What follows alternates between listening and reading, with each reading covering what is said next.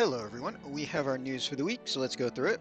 Maintenance, normal time as usual. Ending with maintenance is the 3 Higher Realms challenge. There is a limited mystery crystal there if you haven't done that, plus the lapis, and the King Mog event. We're getting our next Clash of Wills. As they said before, no Dark Visions this month, we just get an extra Clash. This time we're going to get Chiseru, non-premium unit, 30 shards, log in there. We're also getting more bonus stuff. So from the anniversary, we're going to be getting 5 total tickets of fragment tickets. So that's going to be 50 that we can choose. We're also getting another free card, and this one looks to boost Axstar quite a nice. And general Super Trust tickets, Lapis, VIP coins, so good stuff there in the login. Exchange shop, her fragments are there with the usual stuff. Miscellaneous updates, so there's some really nice stuff here. Staff Mastery is getting the Mastery upgrade that pretty much everything else is, and just boosting all stats. Pretty nice overall there. We are getting more character abilities, and it looks like we're getting all these for free, which is super nice. So first up, Starlight Elena. 2000 attack and magic, 80% attack and magic, and boost damage of certain abilities. That looks quite nice for her. I do like Starlight. Yoshikiri gets one too. Cooldown, 400% stat buff, 300% limit damage. Killers for human and machine, 200% to a single ally only for all that. And then also reduce throwing weapon for all enemies. So the throwing in peril plus beyond the super boost your finisher or whatever. Kind of nice there. Gives a bit more to Yoshikiri. Sky High looks to be excellent. So for Sky, 2000 attack, which is going to help her a lot. 80% attack, also going to help. And then she gets 250 Beast and Insect killers and 150 Dragon and Reaper killers. So that makes putting killers on her a lot easier. And then she's also getting a boost to certain abilities. So wondering what these abilities that are getting boosted are, but overall, so far, nice. And then Olivia gets, Olivera gets one too. And seeing we just got the Demoness card to help them out quite a bit, this is going to make them probably really nice. 1000 magic, 3000 mana, 80% magic and mana, and then they get Beast, Human, Insect, Plant Killer by 150. So one of their weaknesses has always been killers. And then they're also getting damage for chains by 200%, so that should be the lower end chain, which just makes them deal damage faster up to the cap. So it's looking like a really nice boost for them as well. So excited to see those, and definitely want to know what abilities are getting boosted on those.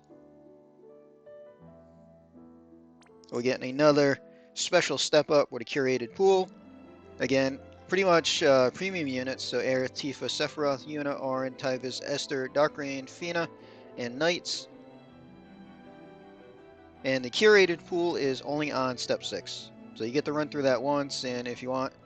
And it looks like only the 1 is guaranteed from the curated pool on that step 6.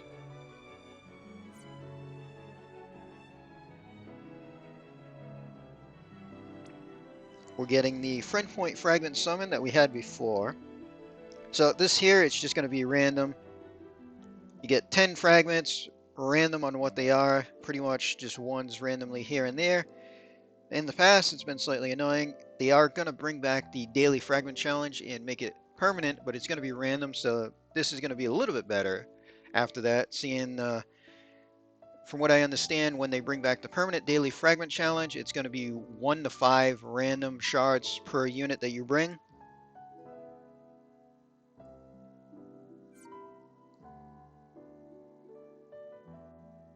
Fountain of Lapis come back, that's usually a good deal. And we can take a look at the vision cards. So first up is Chiseru's.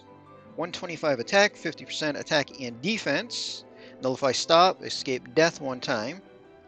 And then 25% to all killers and 500 attack for Brave Exvius only units. So a pretty decent card overall.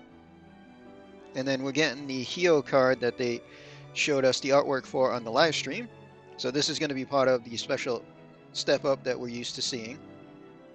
500 health, 120 attack, 100% health and attack, 500 health and attack. So it's going to make damage dealers decently tanky, which is rather nice. Also get Beast and Plant Killer 100% and 50% limit damage, which is really nice there. Brave XP's only units are going to get a cooldown that we can use once every 3 turns. And I really want to know the numbers on this. So even if you're dual wielding, it'll only hit once. It's partial unmitigated damage and hits everybody. So if it's a high enough number, that's going to be really nice. We'll have to wait and see when that actually lands. And then the free card. So only 100 attack on it. 80% attack with a Katana. 20% attack. And then for Awakened Dragon Axe Star only, 1000 attack. So for him, this is probably a really, really nice card. For other units, it's just kind of a budget attack card. We're getting more of the regular story. Not much to say about that. I'm still having fun playing through that. And we are getting the Empress Resolution. So they're also running a campaign. So on the Pro clears, unique clears, if we hit 12,000, we're going to get 3,000 Lapis. So that's just going to count the different accounts that clear it. And then it is going to be Chamber of the Vengeful. So it's going to have the use different units and get the bonus rewards there. So getting Morgana, which I believe was the very first one. And their notes, counters a lot, depending on player actions. Be careful. Ice, lightning, water, and earth elements are bad. And then don't guard, otherwise she'll boost herself. And there is a morale gauge for this fight, which they announced in the live stream. So just like the other Vengeful Pro Elite Legend versions, each version has the use different abilities. And it looks like there's some nice rewards. They're showing Master Crown, Mystery Crystal, and even our Clash of Wills currency for the items. And then just like the other ones, we're getting special items. So it looks like we might be able to upgrade her original items, at least for the robe. They do note that the upgraded robe won't have the set ability on it anymore. But it does get boosted to 69 Magic and Spirit, 55 Defense, 15% Health, Magic and Spirit, 60% Dark Resist, and Nullify Blind. Actually not bad. And then a rod, two-handed, which with the magic variants is very nice. 200 Magic, 175 Spirit. And it's going to have 50% Equipment, Magic, and Spirit. Fill Morale Gauge at the beginning of battle, which is really nice, and 50% limit damage. So it seems like a pretty decent rod overall. And then we get the Materia, 100% Magic, and 100% Double Hand Magic. Which, honestly, for some builds is going to be really nice as well. So I'm looking forward to running a bunch of different teams through this. Usually when I do the Chamber of the Vengeful, I try to make completely different teams. We'll see if I can do that with this and the morale gauge.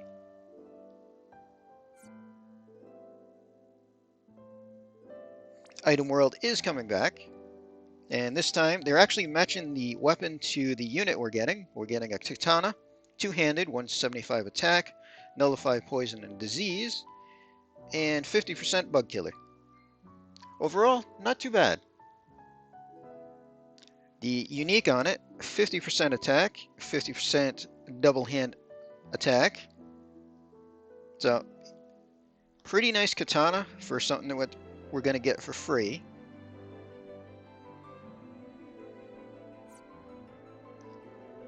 And we are getting Clash of Wills. So it looks like this is going to be Beast Insect. And the notes, we're going to have to use two different elements.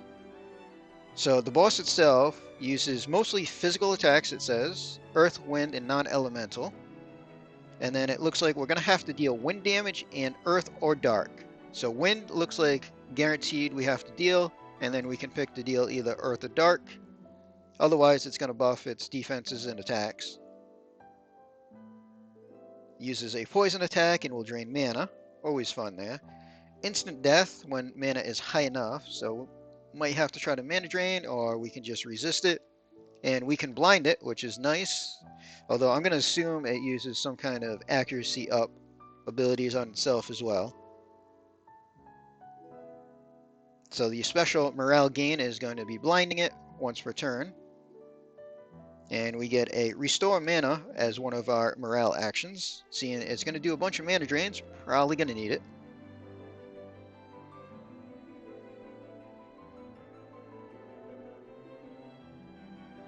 Oh, restore mana is for the boss on that one. So if we can keep morale up, it shouldn't be too much of an issue. Might be able to avoid some of the mechanics. And one of the nice things, we're going to be able to do a second ring, which is kind of nice. I was wondering what kind of item they were going to give us next, but the second ring is overall not bad, and looks like they're adding a couple of extra things that we can change it into. So one option at the end, 30% health mana, 50% to all stats.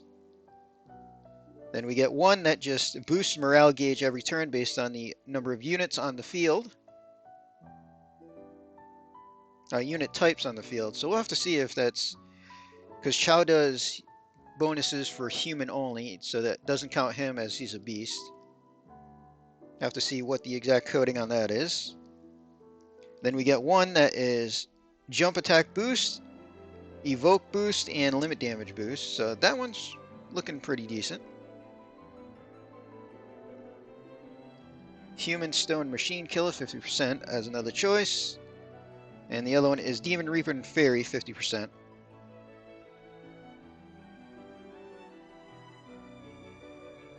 But rather nice that we're going to be able to get a second ring. I have to see what I decide to do. I already have the chain cap on one, so we'll do something else on the other one.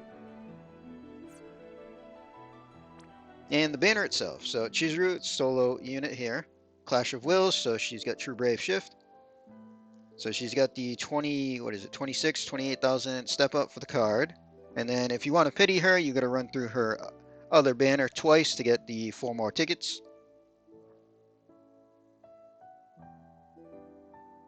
So her base form is listed as Attacker Buffer, and her shift is Pure Attacker. Oh, she doesn't have True Brave Shift. She gets 3 turns in Brave Shift, and then has to wait 2 turns to shift again. So I wonder if her shifted form is going to be really high damage for a non-premium unit. Unusual for them to make a not true Brave Shift unit for Clash. Super, two-handed Katana, 230 attack. And then for Chiseru, 1,000 attack on it. Always nice. And everybody else should be able to get the 75 Beast Plant Killer and 100% double hand attack. Regular Trust, Materia. So Brave Exvius only units get pretty much 25% killer to everything. And Chizuru only gets the 60% attack, it looks like. Oh, Nullify Attack Break is Chizuru only. And then everybody else should be able to get the 60% attack. So Fearless Warrior, guessing gonna be EX3 ability, 1,000 health, makes her tanky, attack defense spirit by 250, and fill limit at the beginning. That might actually be EX2 with the fill limit, we'll have to see. And then featured abilities, consume own limit gauge, 60 crystals to automatically revive all allies one time, restore mana, and gradually restore mana to all allies except for caster. So it could be handy. And then the other one is boost limit damage and fill limit for caster, reduce wind resist, deal morale-based damage to all enemies, and activate one time even if dual wielding. So I have to see what chain frames that is. Unfortunately, with the new global units, we have to wait for the data mine. Can't take a sneak peek at the JP side. So we'll have to see just how good she is. Really wondering, because they didn't make her true Brave Shift like pretty much all of the other Clash of Will units. My plan is pretty much we'll run through the step up for the card, and then we'll see just how good she is. If she's excellent, I might go to pity if we don't get her. If not, I might just settle for the card and move on. Because she is not limited, so I don't have to worry about missing out. We can just get her off banner, no problem. And that is all the news that we have now. So we're going to end this video here. Hope everybody enjoyed.